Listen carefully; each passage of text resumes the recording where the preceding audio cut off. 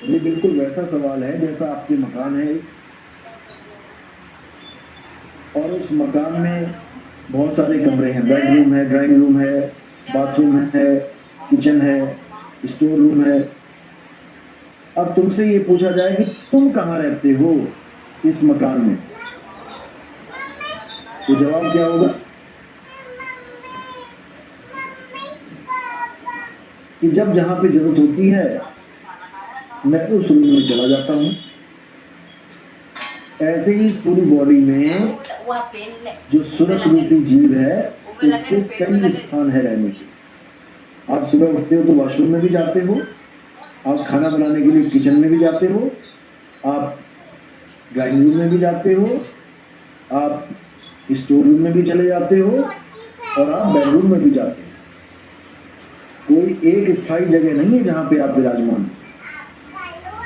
इसी प्रकार सुरत की अवस्थाएं बदलती रहती हैं। जागृत अवस्था में ये आंखों में होता है, स्वप्न अवस्था में ये कंठ में चला जाता है, उसके बाद सुषुप्ति तुरिया तीत में इसकी स्थान बदल जाता है, सुरत का स्थान बदल जाता है। लेकिन जो इसका आत्म स्वरूप है वो अचल है, वो नहीं बदलता, इसलिए उसको सुरत रूप से आत्म स्वरूप में आ जाना चाहिए। क्योंकि सुरत शरीर में फंसी पड़ी है और आत्मा शरीर से परे है। अजूनी सैपंग, जूनों से परे है। शरीर ही बंधन है सुरत का और आत्मा ही निर्बंध है। इसीलिए सब संतों ने आत्म ज्ञान बोला है। और जहां वाणी में लिखा है कि आत्म ज्ञान धूप की छाया की तरह है, तो वो आत्म ज्ञान जीवात्म ज्ञान की बात की गई है। जीवात्म ज्ञान धूप की छाया की जैसा है। धूप क्या है? ये धूप ही है, ये कुआं ही है। और इसमें जो छाया है वो जीवात्मा के रूप में, और कुएं से बाहर समुद्र है। इसलिए कुएं का मेंढक वो है जो जीवात्मा को सत्य मान के बैठा है, जो कभी त्रिकुटी में ध्यान लगाने लग जाता है, जो कभी कंठ में ध्यान लगाता है, कभी नाभि में ध्यान लगाता है, कभी हृदय में ध्यान लगाता है।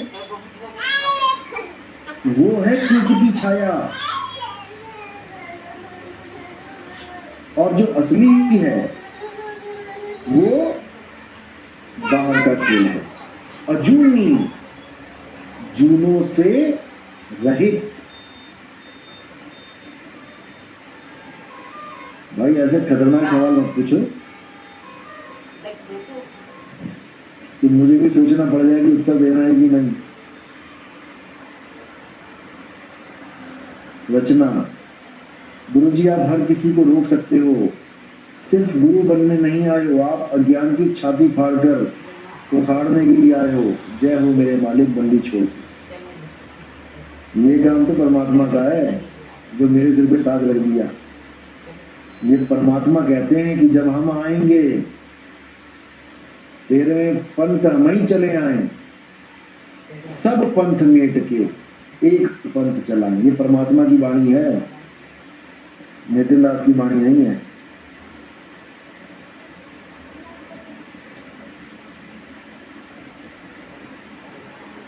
गुरुजी कजन्स की डेथ पर उनके घर खाना खाना पड़ा, क्या ये नहीं करना था? नहीं, ऐसा बिल्कुल नहीं है।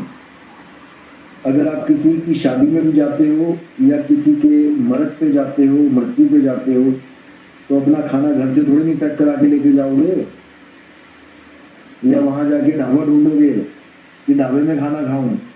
भाई जिसके घर हम जाते हैं वही हमारे खाने पीने का इंतजाम करता है। जब संत महात्मा सत्संग करने जाते होते थे, जो भी सत्संग करवाता था, जो अपने घर में बुलाता था, वही भोजन का इंतजाम करता था। तो किसी की मृत्यु हो गई है तो वहां जाकर भोजन करने में कोई बुराई नहीं है, लेकिन तुम अगर उसको एक पूजा पाठ का वो बना दो कि आज जी 13वीं है, आज जी मृत भोज है, वो चीजें नहीं खानी होती। गीता के अनुसार भी ये चीजें नहीं खानी है और कबीर साहब के अनुसार भी नहीं खानी है। आप नॉर्मल भोजन आटा समझ के, दाल समझ के कर सकते हो उनके घर पे, कोई दिक्कत नहीं। मैंने पहले भी कई बार बोला है कि हम लोग किसी के यहाँ जाते हैं, किसी की मृत्यु हो गई है, जवान लड़की की, कमाने वाला एक ही था और वो चला गया, तो हमें कुछ ना कुछ उसको सपोर्ट करनी चाहिए। केवल खाने नहीं चले जाना वहां पे कि एक तो वैसे ही आमदनी खत्म हो गई आना, ऊपर से कर्जा लेके तुम्हें वो खिलाए पूरे गांव को, ये बिल्कुल गलत है, ये कुरीति है।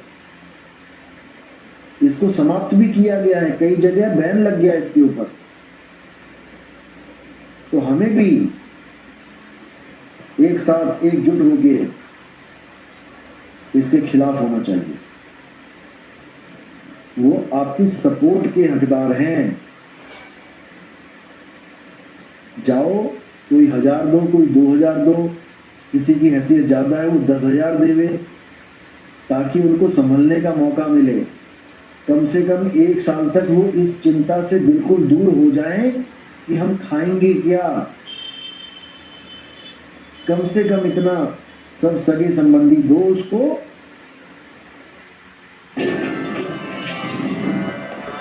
ये है, और इतने के बीच में वो अपने पैरों पे खड़े हो जाए। अगर कोई आदमी खत्म हो गया, उसकी बीवी अकेली है बेचारी, तो उसको सपोर्ट दो। बूढ़े माँ बाप हैं, लड़का खत्म हो गया, कमाऊ पुत्र, उनको सपोर्ट दो। अगर वो अमीर लोग हैं तो कोई जरूरत ही नहीं, लेकिन अगर गरीब हैं और कमाई का जरिया नहीं है तो आपको सपोर्ट देनी चाहिए। ना कि रीति रिवाज बढ़ाने चाहिए कि तुम पूरे गांव को मृत भोज कराओ। जब कोरोना चल रहा था तो कोई ना बोला मृत भोज कराओ, किसी को कोई दिक्कत नहीं थी। कितनी लाशें आई, कितनी बिना जलाए इलेक्ट्रॉनिक बटन दबा के जयराम जी की करवा दी। वहां तो कोई ना बोला, कोई मंत्र ना पड़े। मेरे दादा परदादा, मेरे पिताजी स्वर्ग पहुंचेंगे कि नहीं पहुंचेंगे बिना मंत्रों के, वहां तो कोई ना बोला। कोई पंडित जी ना गया वहां मंत्र मारने। जो अब माहौल ठीक हो गया तो फिर वही शुरू हो गया काम। अभी परसों में सत्संग कर रहा था वहां पे, अभी ताजा ताजा नाम दीक्षा लिए लेडीज ने, और पूछती है गुरुजी करवा चौथ रख सकते हैं क्या। मैंने कहा बिल्कुल रख सकते हैं, लेकिन उसका कारण तो बताओ, क्या कारण है।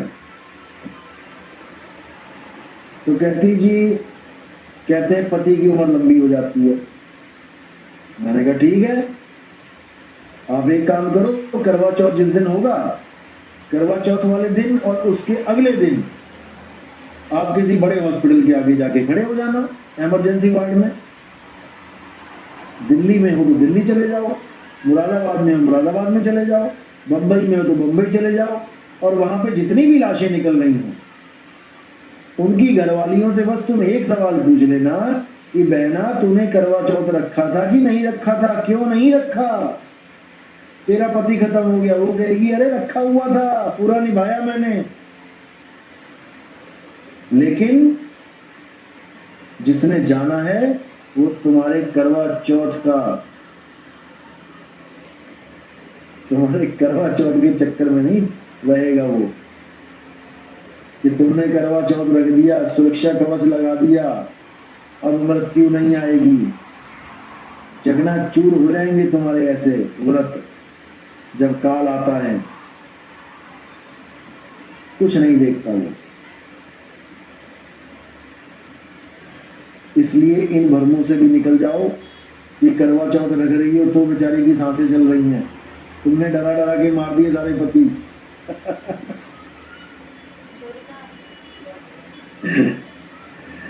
मुसलमान लेडीज कभी करवा चौथ नहीं रखती, फिर तो सबको टपक जाना चाहिए था।